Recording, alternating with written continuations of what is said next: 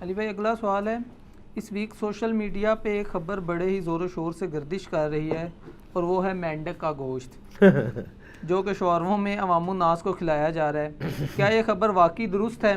اور اگر ہاں تو پلیز مینڈک کے گوشت کا شرعی حکم بھی بتا دیں، اور اگر یہ نیوز جعلی ہے جیسا کہ بعض حلقوں کا خیال ہے تو ایسی فیک نیوز کو بغیر تحقیق عوام الناس میں پھیلانے والوں کے لیے اسلام کی روح سے کیا سزا ہونی چاہیے؟ چمڑی اتارنی چاہیے جی ایسے لوگوں کی جو اس قسم کی جعلی خبریں پھیلا رہے ہیں، تعزیراً ان کا منہ کالا کر کے ان کو گدھے پہ بٹھا کے پورے شہر کے اندر پھیلانا چاہیے۔ شرعی کوئی سزا ان معاملات میں آئی نہیں ہے، تعزیر ہوگی یہاں پہ۔ شرعی حدود تو آئی ہے نا، زنا کی سزا کے اوپر، چوری کے اوپر۔ ہاں اگر کوئی شخص کسی پہ زنا کی جھوٹی تہمت لگا دے تو وہ تو 80 کوڑے لگائے جائیں گے، وہ سورہ نور کے اندر آتا ہے۔ لیکن ظاہر ہے کہ یہ زنا کی تہمت تو نہیں ہے، کوئی اگر یعنی جھوٹا کسی پہ الزام لگا رہا ہے کہ اس نے مینڈک جو ہے وہ پکانے شروع کر دی ہیں تو اس کے اوپر تعزیراً ہونا چاہیے۔ وہ جو بھی یعنی جج ہے وہ فیصلہ کرے گا کہ اس وقت اس کو کون سی عبرتناک سزا ایسی دی جائے کہ جس کی وجہ سے باقی لوگوں کے لیے بھی ڈیٹرنس ہو جائے۔ تو یہ بالکل فیک نیوز ہے، وہ چیزیں باہر بھی آ گئی ہیں، آپ کو پتہ چل گیا ہے، فوڈ اتھارٹی نے بھی بتا دیا ہے۔ یہ لاجیکلی ہے، یعنی آپ اپنی عقل بھی نہیں استعمال کرتے، کتنے مینڈک کوئی پکا لے گا؟ اور ان مینڈکوں کو جمع کر کے ان کے شوارمے بنانے میں جتنا خرچہ ہوگا، یہ مرغی کا گوشت تو آپ کے ملک میں اتنا سستا بک رہا ہے کہ کسی کا دماغ خراب ہے کہ وہ مینڈک آپ کو کھلائے گا۔ یہ تو وہاں پہ ہونا جہاں پہ مرغیاں بکتی نہ ہوں۔ ہمارے ملک میں تو دال سبزی سے سستی جو ہے مرغی پڑ رہی ہے اس وقت، فارم ہاؤسز کی برکت سے اتنی سستی مرغی ہے۔ آپ غریب لوگوں سے پوچھیں وہ کہہ رہے ہیں کہ ہم تو دال پکا ہی نہیں سکتے، دال پکائیں گے تو وہ تو پوری نہیں ہوتی ہے، ہم چکن لے لیتے ہیں شوربے والا بنا کے تو کھانا کھاتے ہیں۔ تو آپ کے ملک میں تو چکن ویسے ہی بہت سستا ہے۔ تو یہ بیسیکلی وہ ایک میڈیکل کالج تھا جس کو وہ سپلائی کر رہے تھے، وہ کرسچن، ظاہر ہے ان کو پریکٹس کروائی جاتی ہے نا ڈاکٹرز وغیرہ کو، تو وہ کسی پولیس والے پڑھے لکھے نے پکڑ لیا، یہ بریکٹ میں پڑھا لکھا کہہ رہا ہوں، اس نے اپنی عقل بھی نہیں استعمال کی، وہ چیختا رہا۔ اور آپ تو یہ پہلو دیکھ رہے ہیں پولیس والوں کا، جو خطرناک کھیل انہوں نے کھیلا ہے ان کے ساتھ، وہ اتنا خطرناک کھیل ہے کہ اب وہ بیچارے کرسچنز گھر سے ڈرتے ہوئے باہر نہیں نکل رہے کہ ہمیں کوئی شہیدی نہ کر دے۔ کریں گے لوگ جی آپ مسلمانوں کو آرام کھلا رہے ہیں، وہ جو گدھے کھلاتے رہے وہ تو پکڑے نہیں گئے، تو جو مینڈک کھلانے کے لیے نہیں میڈیکل کالجز کے لیے لے کے جا رہے تھے ان کو پکڑ کے اب الٹا میڈیا بھی ان کو سامنے لے آیا ہے، تو وہ تو اب شکلیں پہچان لی ہوں گی آپ کے بزرگان دین نے ان کو شہید کرنے کے لیے۔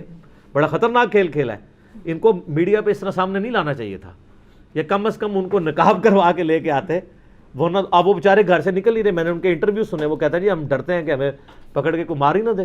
آپ کے ملک میں تو اسی طریقے سے ہی جتنا آپ نے یہاں پہ لوگوں کو شتر بے مہار کیا ہوا ہے دین کے نام کے اوپر، کوئی شخص کسی بھی وقت اپنی جنت پکی کرنے کے لیے آپ کو جنت میں پہنچا سکتا ہے۔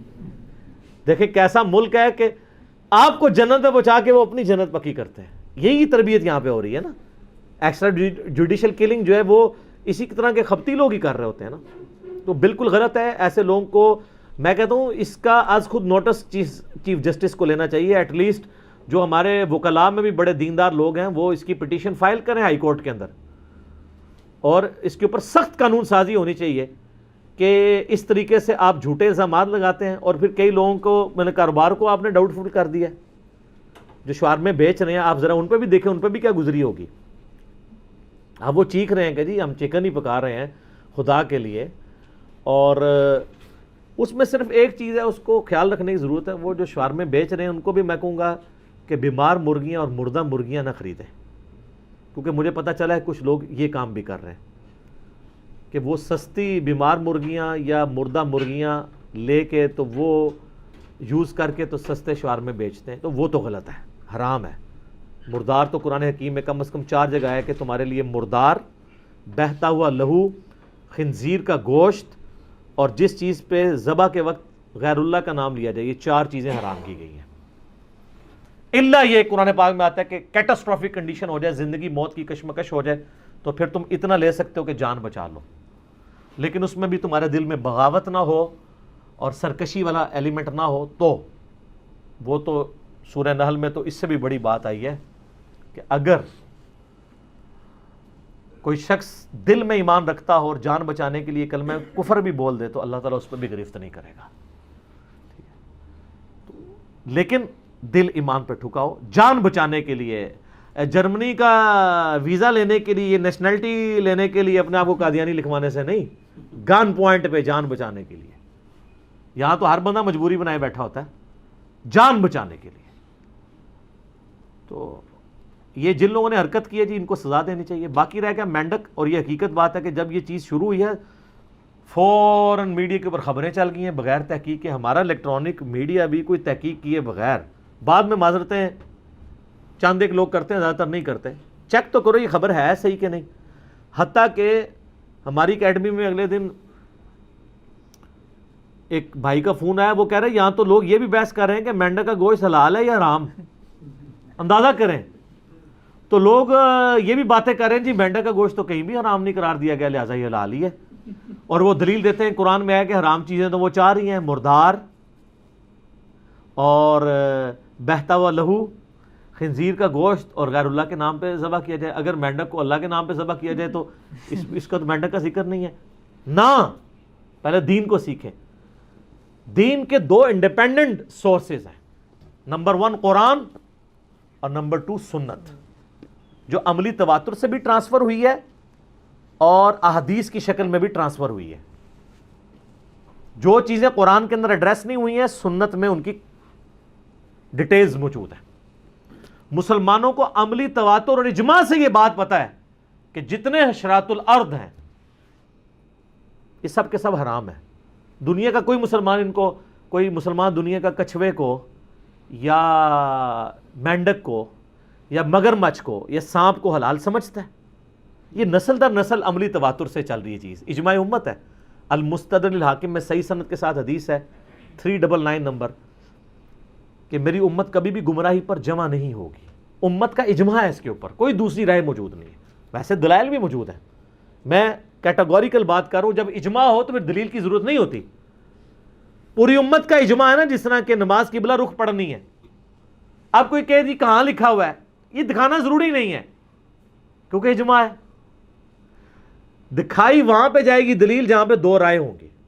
اگرچہ سورہ بقرہ میں 2 رکوع ہیں کہ آپ نے نماز قبلہ رخ پڑھنی ہے, لیکن اس کے بغیر بھی عملی تواتر سے آج قرآن دنیا سے اٹھ بھی جائے تب بھی مسلمانوں کے بچے مسلمان خود قبلہ رخی نماز پڑھیں گے, کیونکہ ان کو نسل در نسل نبی علیہ السلام سے صحابہ میں, صحابہ سے تابعین میں, اس طرح نسل در نسل دین ٹرانسفر ہوا ہے.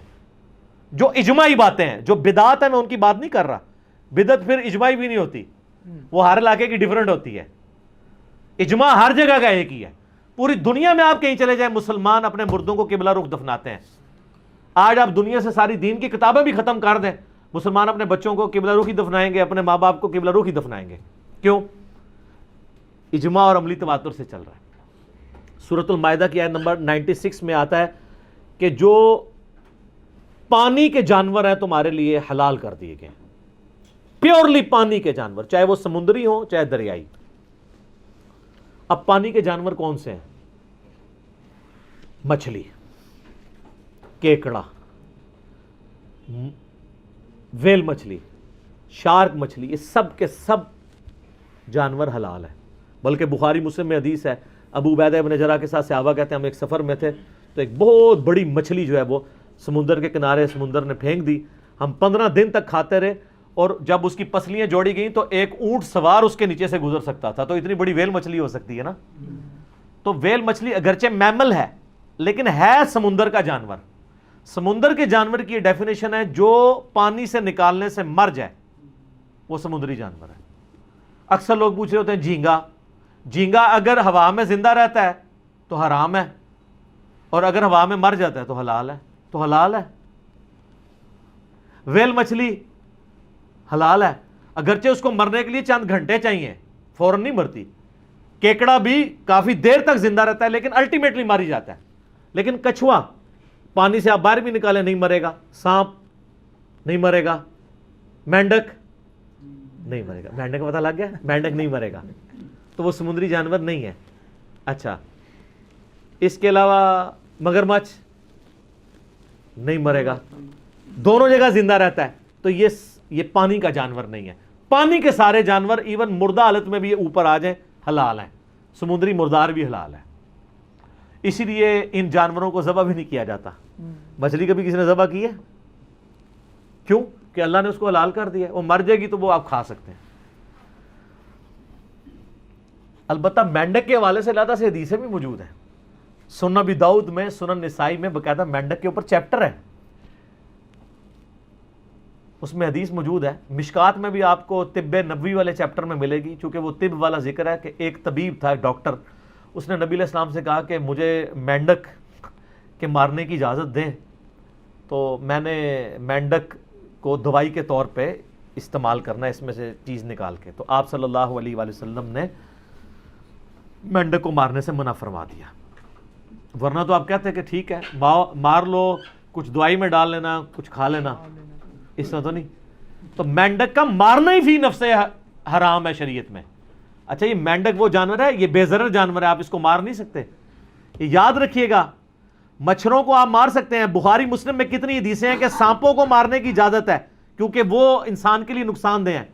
ایون ابو داؤد ترمذی میں حدیث ہے کہ چوہوں کو بھی آپ مار سکتے ہیں، نبی علیہ السلام نے اجازت دی ہے، لیکن مینڈک کو مارنے کی آپ علیہ السلام نے اجازت نہیں دی۔ ابو داؤد میں، نسائی میں حدیث ہے کہ مینڈک کو مت مارو، اور یہی حدیث جب المعجم الاوسط طبرانی کی کتاب، حدیث کی کتاب میں آتی ہے، مجموع الزوائد میں، اس میں آگے الفاظ ہے کہ مینڈک کثرت سے اللہ کو یاد کرتا ہے، اس کو مت مارو۔ مینڈک کو مارنا بھی گناہ ہے، حرام تو وہ ہے ہی ہے، گوشت تو اس کا نہیں کھا سکتے، لیکن مینڈک وہ جانور ہے جس کو مارنے سے نبی علیہ السلام نے منع فرمایا، بے ضرر جانور ہے۔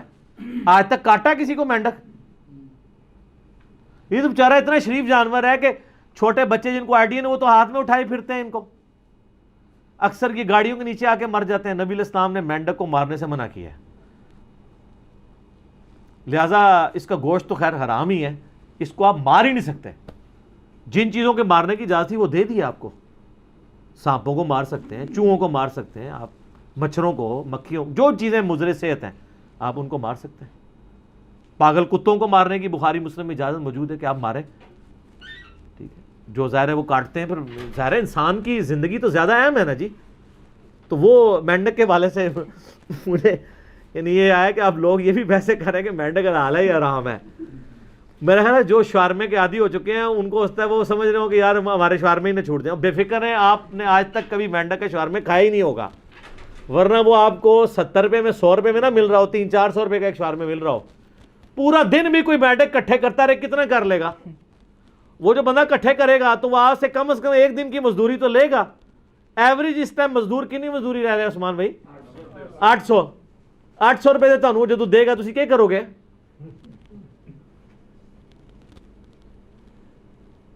تو یہ یعنی اہمی لوگوں نے مشہور کر دیا ہوا ہے مینڈکوں والا معاملہ، اور اس کو میں کہتا ہوں کہ اس کا نوٹس لینا چاہیے، یہ لاہور کے اندر جو کچھ ہوا ہے، اور لوگوں کو اس حوالے سے ایجوکیٹ کرنا چاہیے۔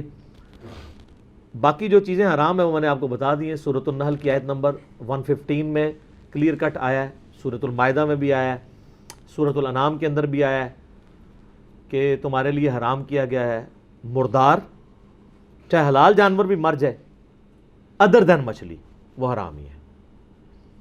اور بہتا ہوا لہو، ایک لہو ہوا ہے جو گوشت کے اندر ہے، وہ حلال ہے، جو ذبح کے وقت گرتا ہے، اور خنزیر کا گوشت اور جس کے اوپر غیر اللہ کا نام لیا جائے ذبح کے وقت۔ البتہ میرا پچھلے دنوں ایک کلپ بھی ریکارڈ ہوا ہے یہ کمانڈوز کے حوالے سے، چونکہ وہ کیٹاسٹرافک کنڈیشن میں ہوتے ہیں، ان کو بعض کا لائف بچانے کے لیے یعنی سانپ وغیرہ اور یہ چیزیں کھانی پڑ جاتی ہیں، ان کا معاملہ بالکل الگ ہے، ان کو آپ یعنی جب ایسی کنڈیشن بن جائے، باقی میں نے ڈیٹیلز اسی کلپ میں بنائی ہے تو اس کو آپ دیکھ لیں، ٹھیک ہو گیا جی۔